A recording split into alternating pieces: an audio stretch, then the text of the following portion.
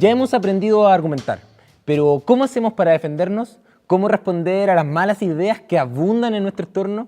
¿Cómo hacer para que nuestra respuesta sea más que una negación y una cara de extrañeza a las palabras tan desacertadas de nuestra contraparte?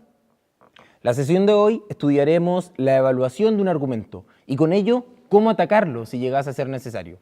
Aquellas consideraciones han sido adecuadamente establecidas por distintos autores. Sin embargo, en esta oportunidad seguimos a los profesores Johnson y Blair, que en su libro Logical Defense han propuesto el siguiente esquema de análisis: aceptabilidad, relevancia y suficiencia. Primero, la aceptabilidad. Examina la veracidad o probabilidad de verdad de un argumento dado. Si algo que requiere fuente de información o respaldo no es dado, entonces no puede ser tenido por verdadero o verosímil. Por ejemplo, en el debate sobre la legalización del aborto, la postura llamada provida suele esgrimir como consideración que existe una pugna de derechos entre la libertad de la madre y el derecho de vida del que está por nacer. Ahí es cuando quienes sostienen la postura pro aborto levantan su objeción por la inaceptabilidad del argumento y dicen: esto es falso, pues no existe algo así como un derecho de la vida del que está por nacer. Jurídicamente, solo las personas tienen derecho y el feto, hasta que nazca, no es persona, no es sujeto de derechos, sino simplemente un objeto de protección. No quiero con ello iniciar un debate ahora, pues podría argumentar y contraargumentar ambas posturas de manera interminable.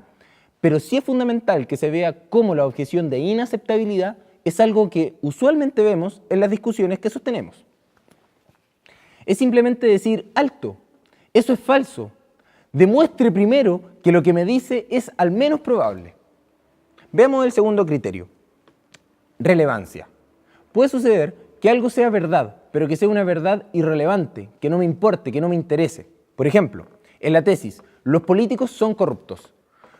No tiene ningún sentido la defensa que esgrima que los políticos han dado apoyo a distintas instituciones deportivas de una localidad, pues que sean generosos no dice nada en relación a la tesis si es cierto o no, pudiendo ser corruptos y generosos al mismo tiempo. Veamos el tercer criterio: suficiencia. El criterio de suficiencia es un criterio cuantitativo y responde a la pregunta por ¿cuántas razones debo tener para dar por verdadera determinada afirmación? Esto es una pregunta directa por si se ha logrado satisfacer la carga de la prueba de cada equipo. ¿Debo tener 3 razones? ¿Basta con una? ¿5? La verdad sea dicha, son preguntas capciosas, pues en realidad no hay un número en abstracto, sino que dependerá de cada caso en particular.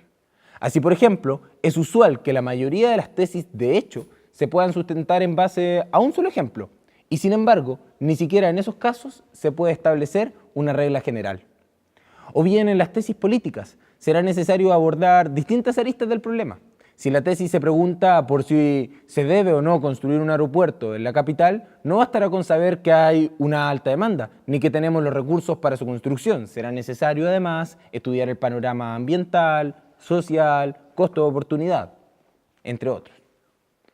Como referencia, estaremos frente a razones insuficientes cada vez que las razones analizadas sean efectivamente aceptables y relevantes, pero que aún sea posible decir: está bien, pero no necesariamente debemos construir el aeropuerto, no necesariamente debemos aumentar el salario mínimo, no necesariamente debemos tal cosa, y acompañar aquella objeción con las consideraciones faltantes.